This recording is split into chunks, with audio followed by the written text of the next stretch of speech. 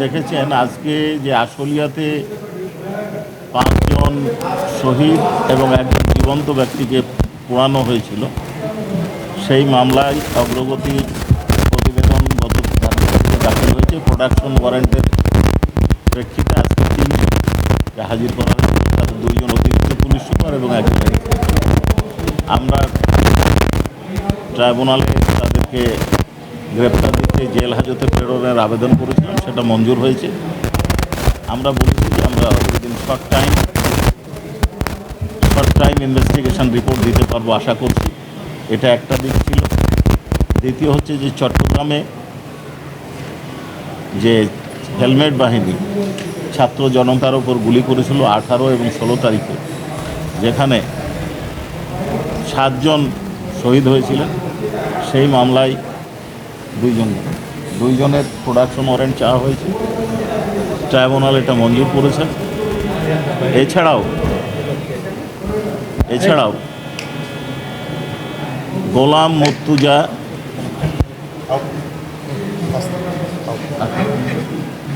এছাড়াও গোলাম মুর্তুজা মাহিন নামে একজন ছাত্র নেতাকে র্যাব কর্তৃক অপহরণ করে 47 দিন আটক রাখার অভিযোগে রিয়ার অ্যাডমিরাল মোহাম্মদ সোহেল, তিনি র্যাবের কর্মকর্তা ছিলেন, তাকে আটক, নির্যাতন এবং মিথ্যা মামলায় দিয়ে মানবতা বিরোধী অপরাধ করার জন্য প্রোডাকশন ওয়ারেন্ট চাওয়া হয়েছে। সে অন্য 2 মামলায়, ঢাকা 2 মামলায় আটক আছে মেট্রোপলিটন ম্যাজিস্ট্রেট আদালতে, তার প্রোডাকশন চাওয়া হয়েছে, সেটা মঞ্জুর হয়েছে। এটা আমাদের আজকে মিসকেস প্রথম ফাইল করা হয়েছে। একজন আসামি এই মামলায় আপাতত আমরা আবেদন করেছি। জি, আপনাদেরকে ধন্যবাদ। কোর্ট প্রশ্ন তুলেছে যে আপনারা যে 2 নম্বর মামলায় জি তহিদুল ইসলাম যেটা আসামি, কোর্ট বলতে সেখানে তহিদুল ইসলামকে কেন আপনারা আনছেন, ওখানে আরও অনেকেই ছিল, পুলিশকে কেন আনা হয়নি অথবা তাকে বাদ দিয়ে কেন এসেছিলেন, এটা নিয়ে কোর্ট প্রশ্ন তুলেছে। আসলে কোর্টে যে প্রসিডিংটা হয়, প্রশ্ন তোলা মানে এটা কোয়ারি করা বলি আমরা, আমাদের ভাষায় এটাকে বলে কোয়ারি করে জানতে চাওয়াটা হচ্ছে যে এই ছেলেটাকে যে আনা হলো বা যাকে প্রোডাকশন ওয়ারেন্ট চাওয়া হচ্ছে তার স্ট্যাটাসে অনারেবল ট্রাইব্যুনাল যেটা বলতে চান সাধারণত যে এইখানে কমান্ড রেসপন্সিবিলিটির বিষয় এবং অরিজিনাল পারপেট্রেটর। তো এইখানে গুলি চালায় সাধারণত পুলিশ, এবং এই ঘটনাগুলো যখন ঘটেছে তখন পুলিশের উপস্থিতি ছিল, কার নেতৃত্বে ঘটনা হচ্ছে, এর স্ট্যাটাস কী, এই বিষয়গুলো জানতে চেয়েছে।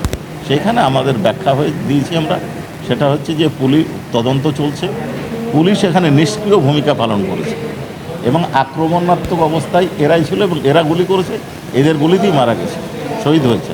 কাজী এরা হচ্ছে মূল পারপেট্রেটর, এবং যারা ফ্যাসিলিটেট করেছে তদন্ত করে আমরা তাদের নাম অবশ্যই আনবো, এই বিষয়টা আমরা ব্যাখ্যা করি।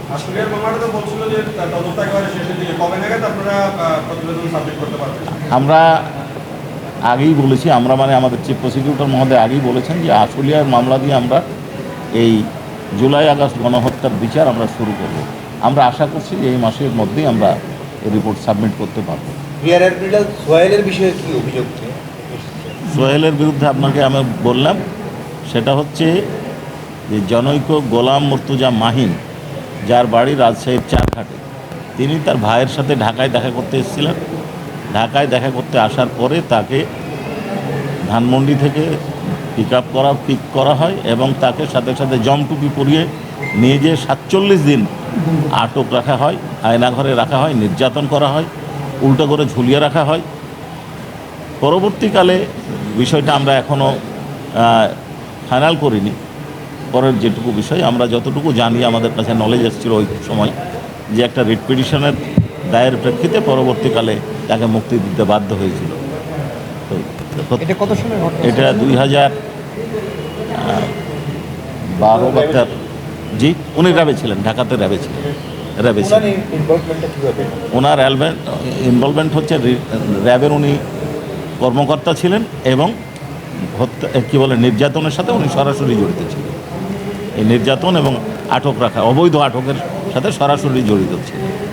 মিজান ভাই, চট্টগ্রামের ঘটনায় পুলিশ আসামি না হয় ট্রাইব্যুনাল প্রশ্ন করে, পুলিশ আসামি হয়নি তা বলেননি, ওনারা বলছেন যে আপনারা এখানে পুলিশ তো ছিল, পুলিশকে কেন এখন পর্যন্ত আনেনি আমাদের বক্তব্য আমরা খুব পরিষ্কার বলেছি যে ঘটনাটা ঘটিয়েছে এক লোক আর পুলিশ ফ্যাসিলিটেট করেছে, তারা নিষ্ক্রিয় ভূমিকা পালন করেছে।